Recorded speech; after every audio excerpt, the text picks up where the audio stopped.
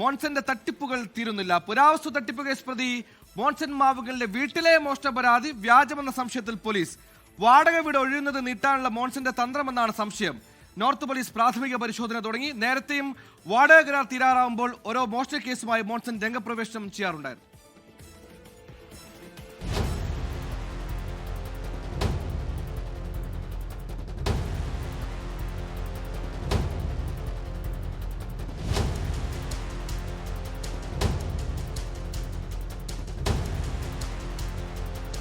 $20 കോടിയുടെ അമൂല്യ വസ്തുക്കൾ മോഷണം പോയെന്നായിരുന്നു മോൺസൺ മാവുകളുടെ അവകാശവാദം. എന്നാൽ പോലീസ് മോൺസനെ അവിശ്വസിക്കുകയാണ്.